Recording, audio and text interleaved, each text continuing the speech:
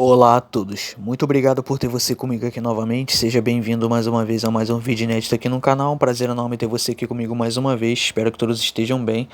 Bom pessoal, hoje eu gostaria de comentar sobre The Dark and the Wicked, Demoníaca, filme de 2020, dirigido e escrito por Brian Bertino.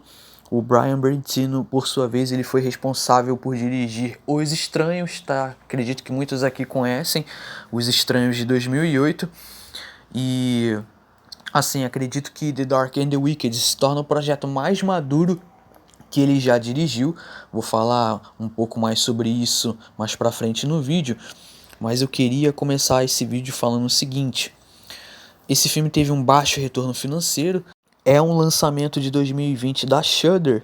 E aí o que acontece? Esse baixo retorno financeiro se dá por conta do lançamento do filme durante o auge da pandemia de Covid.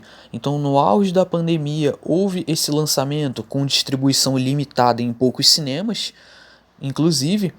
E aí o que acontece? O filme acabou estreando em novembro de 2020, né? Uma época em que grande parte do circuito exibidor global ou estava fechado ou com capacidade severamente restrita. O filme acabou ficando em cartaz em menos de 70 salas simultâneas nos Estados Unidos, né, durante a semana de estreia, e aí ele foi direcionado rapidamente para plataformas digitais e on-demand, o que conteve a bilheteria tradicional de cinema. Porém, os valores desse filme se baseiam no seguinte: o valor exato, né, de orçamento dessa produção parece não ter sido divulgado oficialmente, pelo menos eu tentei procurar alguma informação e não encontrei nada, né, revelando o valor exato, né, de orçamento. Porém, como é uma produção independente, né, de terror, provavelmente é uma produção com baixo orçamento, né, que operou em custos modestos, né, de produções independentes. E aí é uma produção que focou a sua recepção em festivais e também no mercado doméstico, então tudo leva a crer que é um filme de orçamento baixo, mas o que me chama a atenção são os valores aí de arrecadação do filme, que é o seguinte: para quem não sabe, né, o valor de arrecadação doméstica, a bilheteria doméstica, ficou na casa dos 157 mil dólares. E aí a arrecadação internacional do filme ficou na casa dos 586 mil dólares. Somando isso, daria um valor em torno de 743 mil dólares, o valor final, o valor bruto de arrecadação, né, global do longa. Bom, então é importante eu contextualizar tudo isso, né, para vocês entenderem que se trata de um projeto que não teve um lançamento no estilo blockbuster, não teve um lançamento em larga escala, não é um projeto menor, né, que teve uma limitação, né, na questão da sua distribuição. E aí a pré-produção do filme se deu por escolhas pessoais, né, do diretor Brian Bertino, e ele teve a ideia então de filmar, né, na fazenda real dos seus próprios pais no Texas para capturar uma atmosfera autêntica de isolamento, né? Então ele usa a fazenda dos próprios pais como ambientação, tá? E aí o filme foi todo rodado, né, nessa propriedade da família do próprio diretor para trazer esse tom visceral e realista de uma ambientação rural. E aí eles focaram em traduzir o medo da perda familiar e o desgaste emocional de cuidar de um ente querido quando está doente.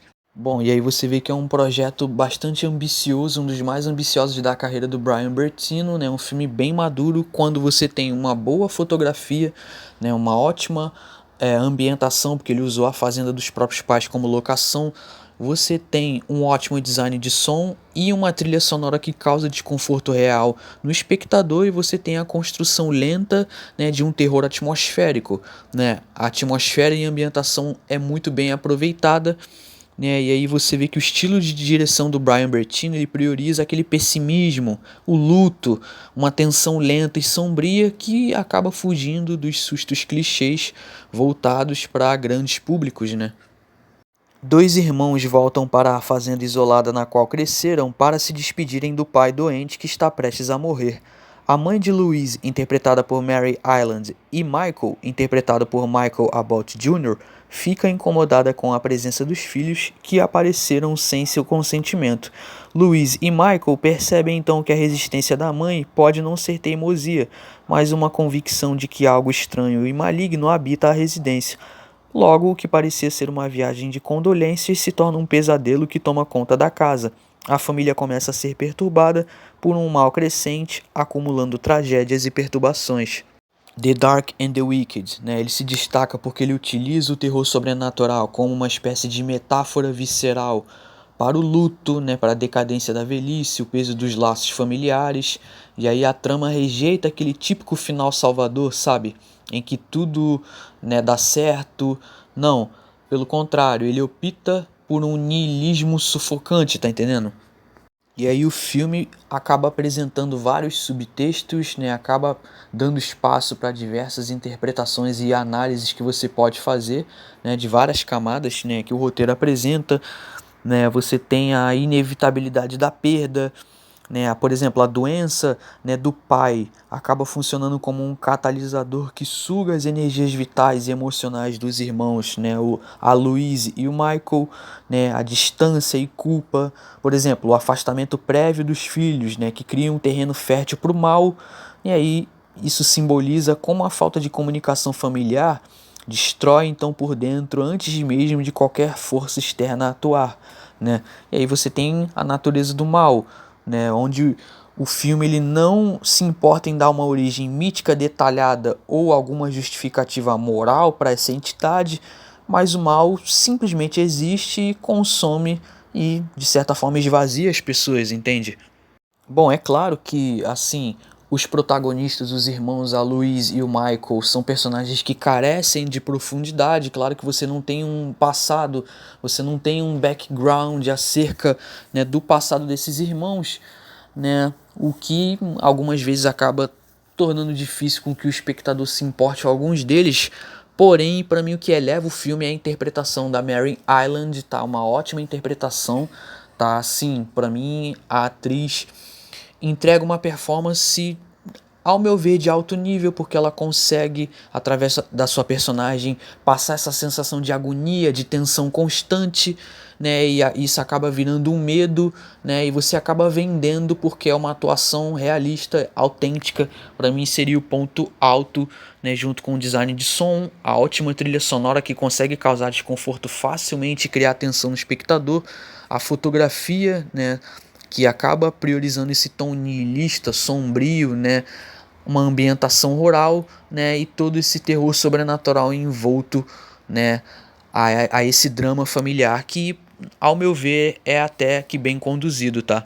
Bom, eu considero The Dark and the Wicked um filme muito subestimado. Como eu falei, é um filme que tem seus méritos por conta, né, da atmosfera de terror que ele consegue criar, por conta da fotografia, né, o ambiente de isolamento, né, a trilha sonora, né. Claro, você tem jump scares, mas não é um elemento que está sendo constantemente explorado, não é apenas um jump scare vazio, sem qualquer coesão com a narrativa. Não, aqui os jumpscares são bem articulados e são bem integrados à narrativa, e os jumpscares até que são bem efetivos, porque no filme você tem uma construção lenta de uma atmosfera, então quando o susto vem você já está bastante desconfortável muito antes por conta da atmosfera, tá? Bom, para The Dark and the Wicked eu dou uma nota 7. Bom, eu vou fechando minha análise por aqui. Esse seria meu comentário por hoje. Se gostou do vídeo, por favor, deixe seu like e comente sua opinião abaixo. Muito obrigado a todos pela paciência e pela atenção. É um filme que eu deixo para recomendação, tá? Para quem tiver o interesse. Bom, por hoje é isso. Muito obrigado a todos e até a próxima.